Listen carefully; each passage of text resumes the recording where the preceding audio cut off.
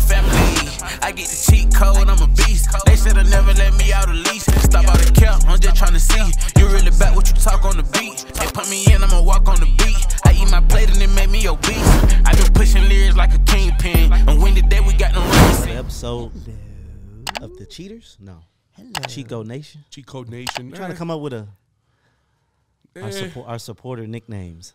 Coders, cheaters. I like hackers, coders. Coders was cool.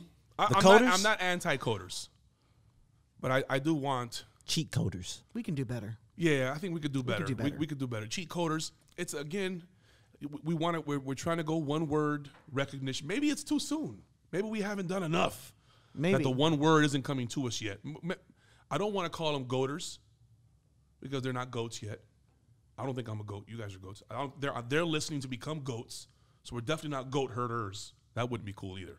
We're gonna have to find a way to come up with our name for our community, man, because you guys are an amazing. Way too much weed. Put them in the These guys are comments. an amazing community though. Like you know, I love them, man. They come back and they keep it entertaining. Even the haters, because there's a couple of them and they be coming to this slide remarking, but they keep me. Aren't my haters toes. usually really fans? That maybe they keep me on my toes, man. I love.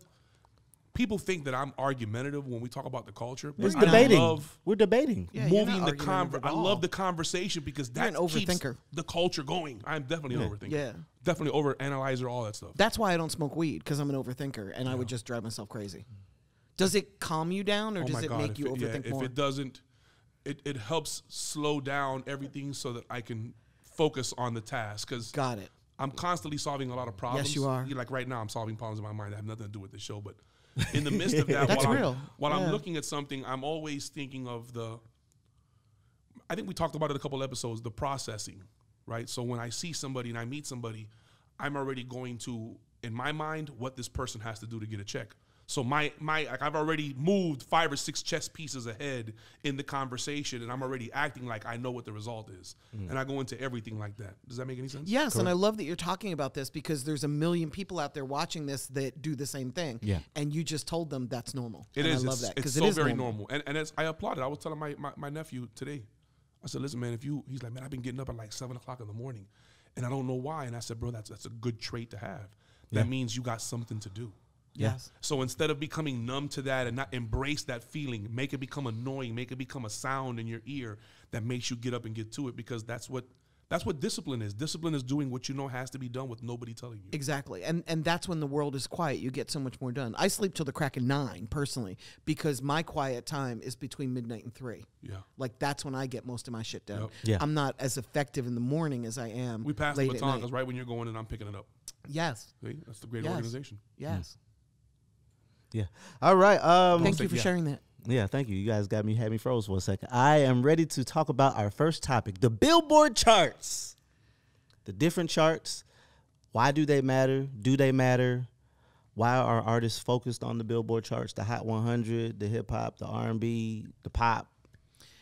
I always thought that the Billboard charts were made for major labels. It's a way for people in glass offices to make sure that their staff are doing their job. Because as an indie, unless you're within the top 10, it doesn't matter. It doesn't move the needle. So for my world, being on the charts doesn't necessarily signify or benefit at all. I get excited about digital radio tracker charts because there's an indie chart for internet radio, and I can see, how the independents are doing at online radio. I get excited by that, but Billboard charts, nah. Unless I have a client at a major label, they don't matter to me. Life's a competition, bro. Life's a competition. If you're not first, you're last. I think everybody trying to be number one in this business. I think the Billboard charts, I think playlist charting, I think position on playlist matters. I think position on the DRT matters. I think position on a mix show matters. You can't get rotation without getting mix show in certain cities. So yeah, it does matter. You can't get certain radio stations without having the, moving the needle on one end. So does it matter? It matters. Not only does it matter to the fans, because the fans, once you get that Playboy Cardi style fan base and you can crack into the Billboard, your fans are going to take you all the way to the top, especially if you're able to build more fans. Is that these guys the records these guys have introduced into that medium have excelled. The records they haven't excelled because they don't have clean versions of them, or they haven't gotten all the different elements to go to it. So Do I think the charts matter? Absolutely. I think charts, playlisting. If a website like Spinrilla has a chart, if a website like AudioMac has a chart, if SoundCloud has a chart, iTunes has a chart, whenever you go to a website, it has a chart. Were you extremely satisfied or extremely dissatisfied? Rate your experience. You know what I mean? Everything is a competition, and that's why you hate waiting in lines.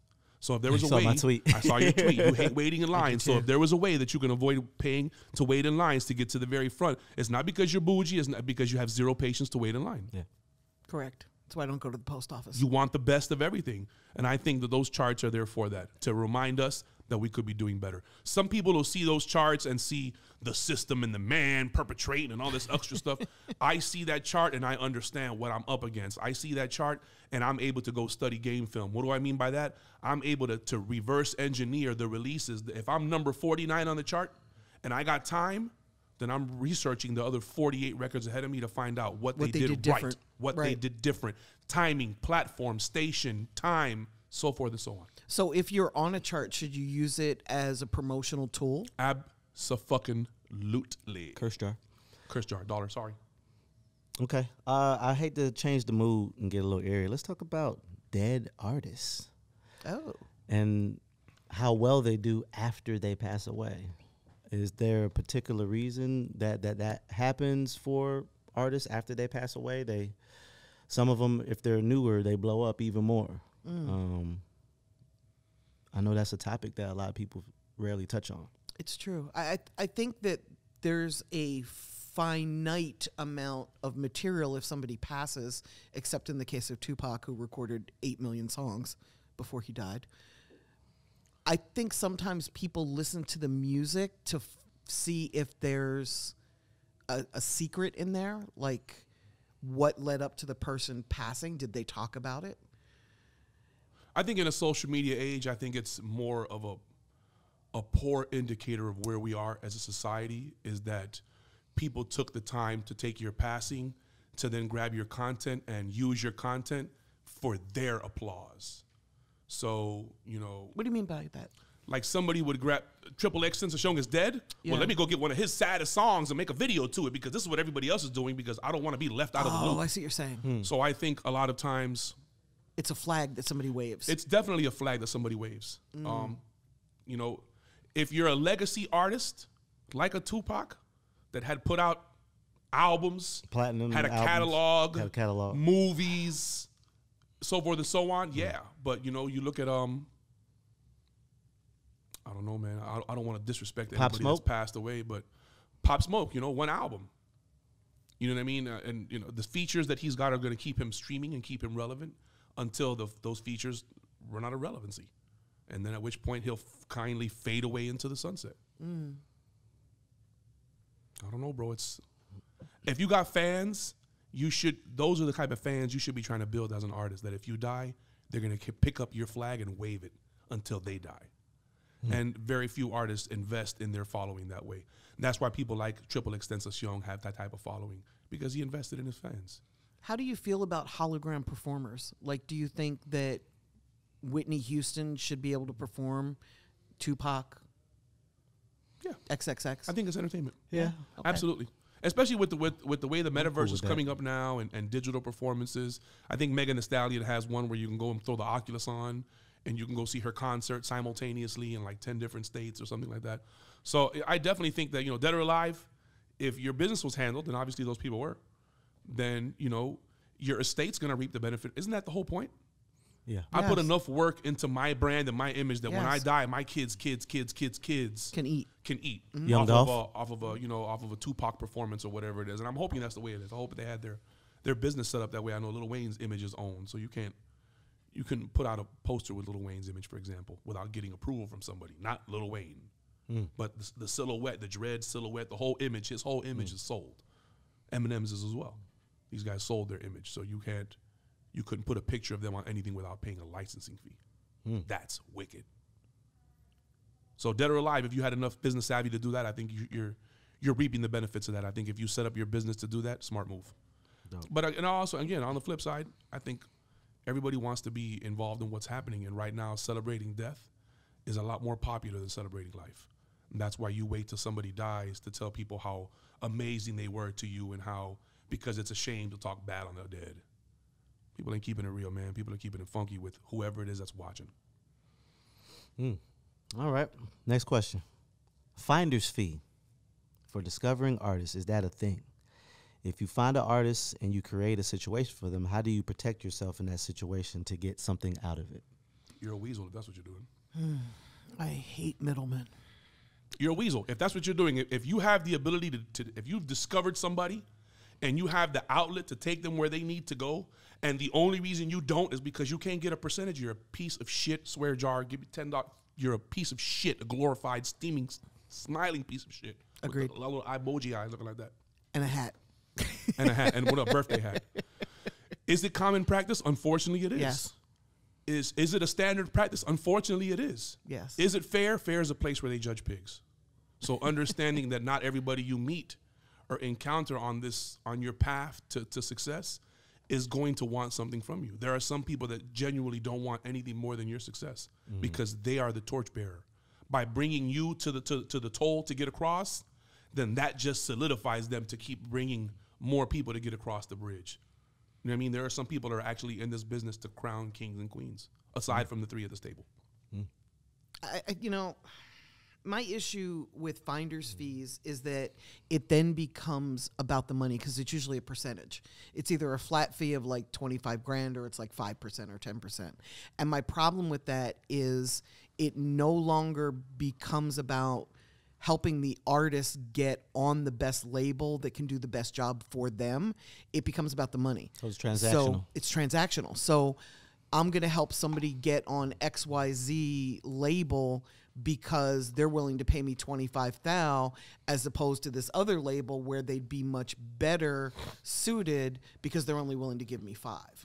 And shame on the labels for not finding the artist. Shame on the labels for having to even tolerate finder's fees. Is that like a freelance A&R? Bullshit. I would say. Yes. And shame on them for that.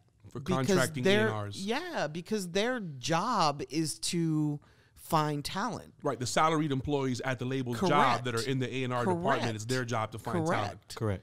So for them to have to even go through a middle person is some bullshit, unless it's an attorney or someone like us that's going to negotiate the best deal possible for that artist. That's a different thing.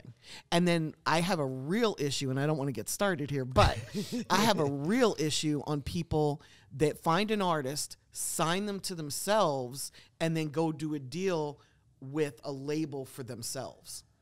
Oh, I know exactly who you're talking about. And that just drives me fucking nuts. You do too. You know who she's talking about. It's crazy to me, and it happens so much. Like when I found Eminem, there was never a moment where I thought, "Oh, I'm going to sign Homeboy to me, or I'm going to sign the Bass Brothers to me, and then sign me to Interscope." Like, what kind of bullshit is that? And that drives me nuts in this industry where you can bring absolutely nothing to the table, no money, no experience, no talent, no nothing, and insert yourself in the middle just to get a fucking check. Like, fuck that. Okay, I'm done. Because I know some people. Curse jar. Because I know somebody. Or I was in a room when a deal got done 10 years ago, and I maintained and nurtured those relationships. Unfortunately, bro, welcome to the music business. You got to do what's best for the artist. I mean, this is really about the artist. It's not about getting a deal. Getting a deal is not the goal. It's the start of a career. You know what I mean? Like, getting somebody a deal isn't success. The real work begins once you get the record deal. I think most people that are on the music business side of the music business, not on the creator side, but on the music business side, I think far few of those people are versed enough to know what is in an artist's best interest. Agreed. To say, oh, I think this is good for you, this is not good for you, from a distributor standpoint. Agreed. To a fan standpoint. I don't think enough people are versed in how the music is made and shared versus how it's uploaded and monetized. I don't think enough people are versed in that to provide that so valuable information, because like Wendy said, what the label does for you in comparison to what you have leverage to ask for is a very big, wide gap. Very big wide and they're gap. all different. Like each label brings different value to the table. So if you're a street artist, there's a label that's better for you than if you're a pop artist. Correct. If you're a country artist, there are labels that are better suited for you than a label that's killing it in rap. In urban rap. You know? Yep. Dear Kingpin. This is a question for me. Yes. Yes. Oh, This that's is where y'all fucked up at. Bitch got me a question now. All right, come on with it. once a label claims your profiles from YouTube and DSPs. It's a rap, Jack. Can you claim Listen, them back? bro. It's a fucking Rizap Jizak. Is it possible? It is a rap. It's gone forever. The label has to. The only way that the label will come off of that is if the label gives it to you. So when you look at an artist like, And do they normally do so- that? no, they never There do we that. go. There we go. But it's possible, but never happening. It's correct? possible. Here's a fun fact that you people, the coders, may not know. It is Aha, possible. coders. It is possible to spontaneously combust. There have been 3 documented in over the history Speak of time. English for people who are a little, Spontaneously combusted. Since the history of time, there have been 3 people that have just blown up for no reason. It's possible, but it's not probable. And I think when we start to accept and understand the difference between both of those words is that, yes, anything is possible, but is it probable? What are the chances that it will happen? The chances that a label will relinquish ownership to a YouTube channel that's generating money that you don't know how to collect on is highly, highly, highly, highly, highly unlikely. You're more likely to win the lottery. Yeah. And I was going to use this as an example. There's a legacy artist that just released a project. And when you go look at that legacy artist's YouTube channel, you understand that that artist's YouTube hasn't been updated. So if it hasn't been updated, when you go back to the DSPs, you'll notice that the merch bar is where they're selling their merchandise. But since the merch bar is how they're selling their merchandise there, the label did that to connect their merch bar to their YouTube so that they could use the only official channel that this legacy artist has that is not an official artist channel, that is not optimized, and does not have the merch bar. So it's like the label started the process but then didn't go through with it. So not only is the artist not seeing all of the money that he can see, he's allowed the label to oversee it all. And because the label may not have anybody that's in top of that department or no interns care in advancing or nobody wants to do anything that's going to help anybody other than themselves, nobody's bothered to look into it. So the problem with a YouTube is that once you create your YouTube, the very first thing you should be doing is going through and verifying it with your phone number, number 1. That's going to say that it's really you. Once you verify it with your phone number, you're going to want to go through and adjust the rest of your settings. Set your country language to English. Set your tags that are going to show up on every single video. Don't have a channel with no tags, and don't be slick.